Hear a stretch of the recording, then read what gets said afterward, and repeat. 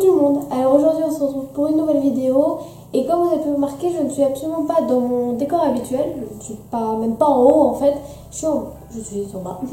Alors pourquoi est-ce que je me mets là? Bonne question, je ne sais pas. Simplement parce que j'avais envie, ça change un petit peu, histoire, enfin voilà, pour cette vidéo, j'avais un petit peu envie d'être décontracte sur mon canapé. Alors, donc, comme vous avez pu voir dans le titre, on se retrouve pour parler de la première L. J'espère que certaines choses qui vont être abordées dans cette vidéo vont vous aider si vous hésitez entre les différentes premières qu'il existe, que ce soit en général ou en technologique. Moi, je vous parle spécifiquement de la littéraire parce que c'est ma filière et c'est celle que j'ai prise et que je ne regrette pas d'avoir pris. Donc voilà. Alors, pour commencer, je vais vous parler de mon emploi du temps. Alors, il y a un cliché énorme sur les premières, enfin les premières littéraires ou les littéraires en général, ils ne foutent rien.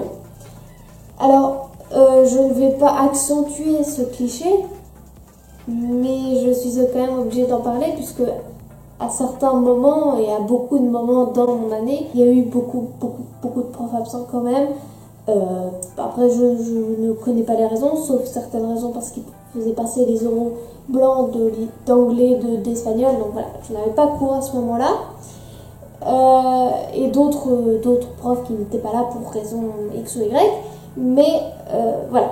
Effectivement, j'avais un emploi du temps plutôt léger de par les profs absents et même les heures de cours en fait, tout simplement parce que le lundi, après moi je n'avais aucune option, hein, je précise, le lundi et le vendredi, au début de l'année, hein, je finissais à 3h30, le mardi 17h45, le mercredi une semaine sur deux, midi et demi, 11h30 et le jeudi 16h45.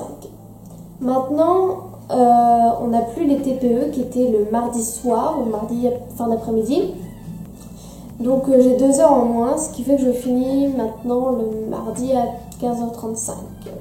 Et le sport, c'était le jeudi de 2h30 à 16h45. Mais malheureusement, moi, comme je suis dispensée de sport, j'ai été dispensée de sport quasiment toute l'année. Voilà, je n'ai pas fait sport, donc je finissais le jeudi à 2h30. Effectivement, c'est un emploi du temps très léger de par, voilà, comme je vous l'ai dit, certains profs absents et les horaires de cours qui sont relativement allégés. Après, je ne dis pas le lundi et le vendredi, toutes les classes de première finissent enfin, ceux qui n'ont pas d'option finissent à 3h30 parce qu'après il y a l'option natation, le latin et l'histoire des arts. Donc voilà, moi je suis sans option, c'est pour ça aussi que je finis assez tôt. Après, niveau cours en eux-mêmes, il y a beaucoup d'heures d'anglais. Ceux qui sont en très bon désaccord avec l'anglais, c'est pas du tout une filière pour vous. Sachant que moi j'ai pris l'option anglais approfondi, ce qui fait que ça me fait 3 heures d'anglais en plus par semaine. Avec cette option-là, on est à 8 heures d'anglais par semaine. Ou 7, ça dépend des semaines, A ou B. Donc voilà, ça fait 8 heures d'anglais. Ceux qui n'aiment pas l'anglais, je vous la déconseille, enfin je vous déconseille complètement cette filière. Alors, je ne dis absolument pas que j'adore l'anglais.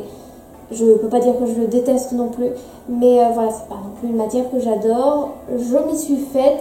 De toute façon, il faut bien, hein, puisque je vous dis, j'ai 3 ans d'anglais d'affilée, donc il faut bien au bout d'un moment s'y faire. Il y a beaucoup d'anglais. Sachant qu'on a anglais approfondi, enfin, pour ma part, puisque j'ai choisi cette option-là, on a anglais approfondi, anglais et littérature anglaise, donc 3 matières différentes d'anglais avec 3 profs différents d'anglais. Ça fait beaucoup. Et alors, après, voilà, il y avait ceux qui prenaient l'option espagnol approfondi, ce que je n'ai pas fait, mais normalement, en temps normal, sans cette option, on n'a que 2 heures d'espagnol. Et je trouve que c'est relativement court. Après, bon, c'est vrai qu'on n'a pas les oraux, les écrits de langue cette année, Mais pour nous entraîner peut-être pour l'année prochaine, ça aurait pu être bien. Après, c'est peut-être mon lycée qui est comme ça. Ensuite, il y a bien sûr beaucoup de français. Parce que voilà, il y a les épreuves anticipées de français qui sont à la fin de l'année. Donc c'est logique qu'on ait du français. On a 5 heures brutes de français par semaine. Enfin, moi, pour mon emploi du temps, mon lycée, tout ça, on avait 5 heures de français par semaine. Plus 3 heures de littérature, enfin 2 littératures et une d'AP littérature par semaine en plus. Donc ça fait du 8 heures de français par semaine. Ce qui est beaucoup, ça équivaut à l'anglais. Hein. Alors donc bien sûr on a littérature parce que ça, nous en littéraire, c'est toutes les littéraires comme ça, pour les premières en tout cas. Au lieu d'avoir 4 objets d'études en français pour le bac, on en a 6, on en a 2 de plus avec la littérature. Ça fait énormément de boulot. Après je ne dis pas qu'on travaille moins ou plus que les S ou les ES, mais voilà, on a quand même 2 objets d'études de plus qui peuvent tomber le jour du bac, que ce soit écrit ou oral. Voilà. Alors comme je suis en rapport avec le bac là, ça me fait une belle transition. Alors moi, avec mes profs et mon lycée donc, enfin mes profs particulièrement de cette année, le français pour le bac, on a fait beaucoup d'entraînements à l'écrit, à l'épreuve écrite qu'à l'épreuve orale. On a fait beaucoup d'entraînements au bac blanc écrit, au bac écrit de base du français, mais absolument pas d'oral. Et c'est un petit peu regrettable. Très honnêtement, c'est dommage parce que, bon, après, voilà, moi j'ai eu la chance d'avoir un très bon prof de français l'année dernière qui nous a aidé qui nous a beaucoup entraîné aux oraux, comme aux écrits. Et voilà, j'avais encore des souvenirs des oraux. Et c'est vrai que cette année, ça aurait pu être un plus d'avoir des entraînements aux oraux. On n'en a fait aucun. Même histoire de s'entraîner, hormis bien sûr les lectures analytiques en français qu'on pouvait proposer de faire soi-même. Voilà, on n'avait aucun oral propre où on se mettait dans les conditions le jour du bac. C'est vraiment dommage. Alors, pareil au niveau du bac, mais alors, là des sciences, on avait 1h30 de sciences par semaine, donc une semaine sur 2 c'était on mixait entre SVT et physique, donc à raison d'1h30 par semaine. C'est très court, sachant qu'on a quand même les programmes anticipés à la fin de l'année qui durent 2 heures. C'était court. Après, moi j'ai eu la chance, je suis tombée sur les 2 mêmes profs que j'avais l'année dernière, donc ce sont 2 profs que j'aime bien. Et voilà, j'ai eu l'habitude de travailler avec eux. Et donc voilà, on avait... en SVT, c'est nous qui écrivons nos cours. C'est-à-dire que c'est projeté au tableau et on réécrit. Et en physique, pour éviter de perdre trop de temps, vu qu'on n'avait pas énormément d'heures par semaine, c'était donc un diaporama qui était projeté au tableau, mais il était mis directement sur Pronote, ce qui fait qu'on pouvait l'imprimer chez nous et donc l'avoir en main propre. C'était quand même un gain de temps. En SVT, on faisait très peu d'exercices pendant le cours. On écrivait le cours, simplement. On faisait 2-3 exercices par-ci par-là qui nous aidaient pour le bac, enfin des entraînements au bac, mais chez nous, qu'on devait rendre, qui n'étaient pas notés, puisqu'on avait, hormis une fois, je crois, en physique, mais pour les sciences, en L et ES, on n'avait aucune note, hormis les bacs blancs pour le trimestre, ce qui fait que après, on avait 3 bacs blancs dans l'année, pour avoir des notes, quand même. Et donc voilà, il n'y avait pas d'entraînement, il n'y avait pas d'exercice en SVT. En revanche, en physique, on faisait toujours des exercices en cours, puisqu'on n'écrivait pas le cours. Là, pour le coup, lui, il s'en donnait qu'un jour. On faisait pas mal d'exercices, d'activités et d'entraînement à l'écrit. Je pense que pour la SVT et la physique, c'est un petit peu les connaissances, quoi. Il faut des connaissances sur le cours. Il faut connaître son cours pour après répondre correctement aux questions et à la question rédigée. L'année dernière, en histoire géo, on avait 3 heures. Je crois qu'on avait 3 heures d'histoire géo par semaine. Et là, on en a 4. Et l'année dernière, c'était simplement des questions de cours. En fait, on connaissait notre cours par cœur, on en avait 20. C'est tout. Là, on s'est mis à découvrir les dissertations d'histoire et de géo. C'est mignon, c'est très mignon. Surtout quand on n'y arrive pas, en fait. Donc, après, voilà, on avait de la chance, c'est qu'on avait 2 heures d'histoire le vendredi, donc on avait le temps de faire des disserts quand même. Alors, je précise, là, je viens de reprendre la caméra, en fait, je viens de tout réinstaller. Parce que j'ai oublié une petite chose assez importante dans cette vidéo, c'est l'orientation.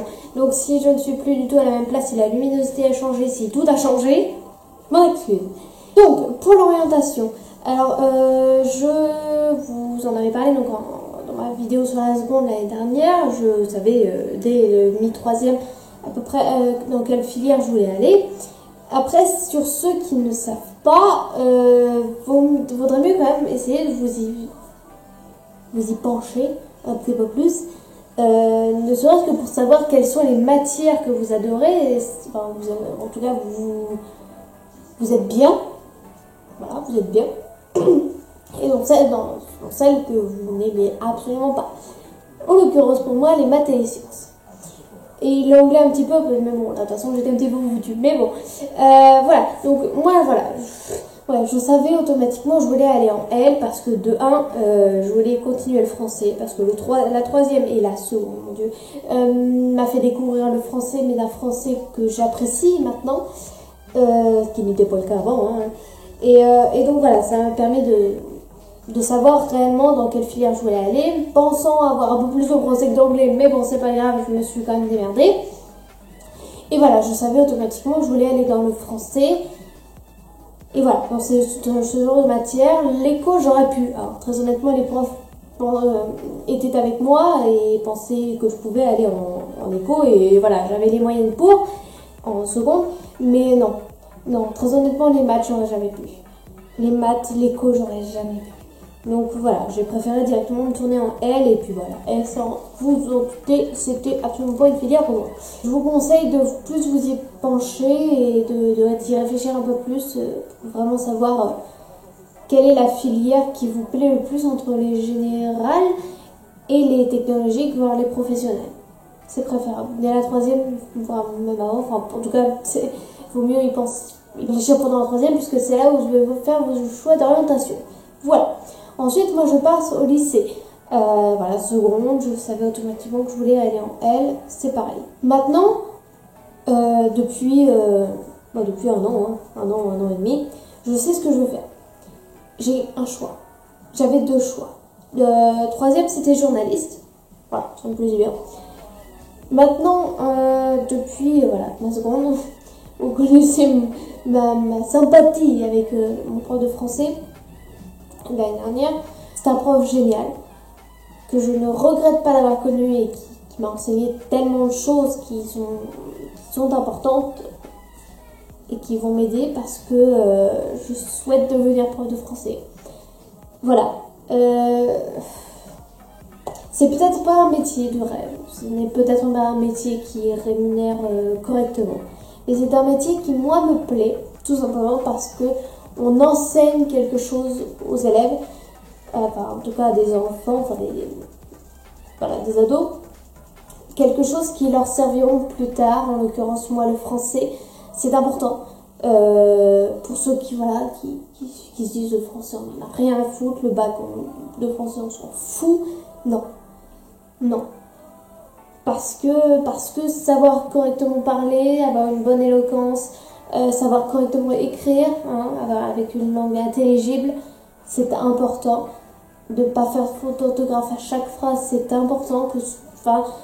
Que vous ayez des difficultés parce que vous êtes dyslexique, je le comprends totalement, ça se soigne et ça peut s'aider de plus en plus, quoi.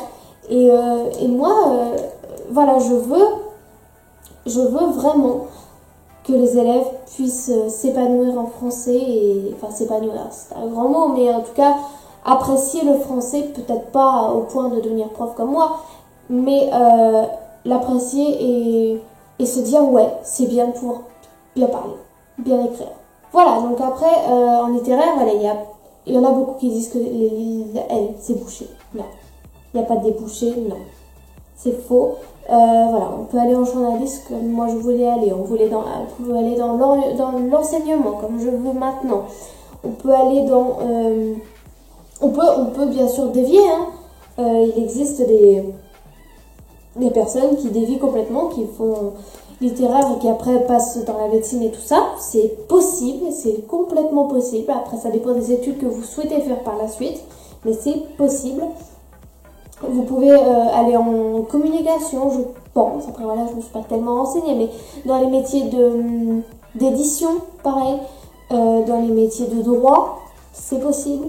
Dans tout ce qui est art, les arts, que ce soit tableau, peinture, écriture, donc les écrivains, tout ça, le cinéma, le théâtre, voilà, vous pouvez y aller, c'est complètement possible. Voilà, il y a plein de débouchés et voilà, vous pouvez, si vous vous y penchez correctement, si vous prenez la peine d'y réfléchir, vous pouvez trouver ce qui vous plaît et ce que vous avez envie de faire. Moi, j'ai eu la chance de pouvoir le savoir assez rapidement grâce à mes profs de français, de 3e et de 2e. Voilà, inconsciemment, ils m'ont aidé à savoir ce que je voulais faire. Et je les remercie, même si, voilà, ils s'en doutent ou pas. Voilà, je les remercie et j'espère que vous pouvez trouver ce qui vous intéresse de faire par la suite. Voilà, donc j'en ai terminé pour cette vidéo. J'espère que tout ce que j'ai pu vous dire sur la première L vous a aidé. Hein. Voilà, encore une fois, j'espère que cette vidéo vous aura plu. Moi, je vous fais de gros bisous et je vous dis à une prochaine vidéo. Bye.